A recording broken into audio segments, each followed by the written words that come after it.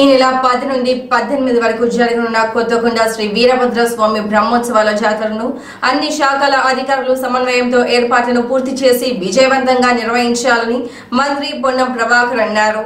గురువారం సాయంత్రం హనంకొండ జిల్లా భీమదేవరపల్లి మండలం కొత్తకొండలోని శ్రీ వీరభద్ర స్వామి ఆలయంలో జనవరి 10వ తేదీ నుంచి జరగనున్న జాతర ఉత్సవాల ఏర్పాట్ల నిర్వహణపై ఆలయ ఆవరణలోని కళ్యాణ మండపంలో వివిధ శాఖల అధికారులతో మంత్రి సమీక్ష సమావేశాన్ని నిర్వహించారు.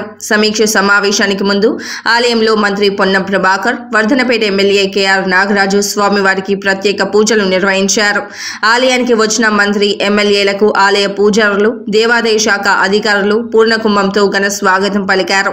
ఆలయం చుట్టూ ప్రదక్షిణ చేసిన అనంతరం శ్రీ వీరభద్ర స్వామి వారిని దర్శించుకొని వారు ప్రత్యేక పూజలు నిర్వహించారు.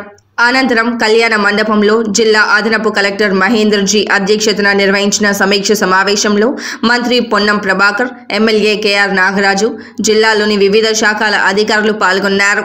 ఈ సమావేశానికి ముఖ్య అతిథిగా హాజరైన రాష్ట్ర రవాణా, బీసీ సంక్షేమ శాఖ మంత్రి పొన్నం ప్రభాకర్ మరియు ఈ సందర్భంగా వర్ధనపేట ఎమ్మెల్యే కేఆర్ నాగరాజు మాట్లాడారు.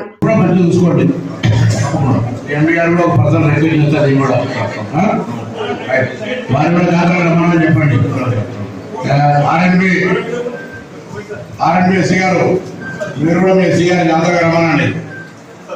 ఈ ఎవరో రమ్మంటారు, మీ యువతాధికారులంతా రమ్మనండి. బైక్ అవసరం లేదు. పంచాయతీరాజ్ మీరు కూడా మీ అధికారులు చెప్పండి. వస్తే 4 వారాలు ప్రోగ్రామ్ డెవలప్మెంట్ చేస్తారు. విద్యా బస్సులు నడవేయాలని ఎక్కడ ప్రకటనలే వాళ్ళ యాజమాన్యం నాకు కూడా కలిసారు. ఆర్టీసీ ఎంపీ గారిని కలిసారు. కమిటీ వేసినాం. 10 రోజుల సమయం లోపల వాళ్ళ యొక్క గ్రీవెన్స్, వాళ్ళ యొక్క బాధను ప్రభుత్వం వింటది, పరిష్కరిస్తుంది. సమ్మెకు అటువంటి పోయే అవకాశం లేదు. ఒకవేళ ఏం వాళ్ళకు న్యాయమైన కోరిక వినకపోతే కదా ఆ సంఘాన్ని కూడా అడగండి. వాళ్ళు ప్రకటన ఇవ్వలేదని చెప్తా ఉన్నారు. ఇది కొంతమంది దొంగలు సృష్టిస్తున్నటువంటి రాజకీయం. బస్సు యజమానుల సంఘం నన్ను కలిసింది, ఆర్టీసీ ఎంపీ గారిని కలిసింది. వాళ్ళు మీటింగ్ అయింది, స్పష్టంగా వాళ్ళ అంశాన్ని ఒప్పుకున్నారు. దీని మీద తెలంగాణ ఆర్టీసీని చూసేటువంటి, ట్రాన్స్పోర్ట్ను చూసేటువంటి ప్రెస్ మీట్ ఆ యొక్క సంఘ నాయకులతో మాట్లాడమని కోరుతా ఉన్నా. మేము సానుకూలంగా ఉన్నాం. ఇది కాదు, ఆటో కార్మికులకు ఒకవేళ నష్టం జరిగితే కూడా మేము ఓపెన్ బహిరంగంగా దేవాలయం ముందు నిల్చొని చెప్తా ఉన్నాం. వాళ్ళకు వ్యతిరేకం కాదు. మేము మహిళలకు ఉచితంగా ప్రయాణం నిర్ణయం తీసుకున్నాం. ఆటోలకు నష్టం జరగాలని కాదు. ఒక నిజంగా నష్టం జరిగితే నేను ప్రభుత్వ ప్రతినిధిగా చెప్తా ఉన్నా, వాళ్ళ సమస్య పరిష్కరిస్తాను. మీరు తెలంగాణ బిడ్డలు, మా ఇంటోళ్ళు, మీకు నష్టం చేసేటువంటి మాకు అవసరం లేదు. అనవసరంగా టీఆర్ఎస్ చక్కర్ల పడకండి. ధర్నాల పేరు మీద అనవసరమైనటువంటి ఆలోచన చేయకండి.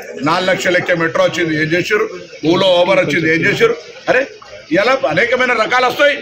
దానికి సంబంధించినటువంటి ప్రత్యామ్నాయంగా మీకైనా అవసరం ఉంటే మమ్మల్ని అడుగురు. మీకు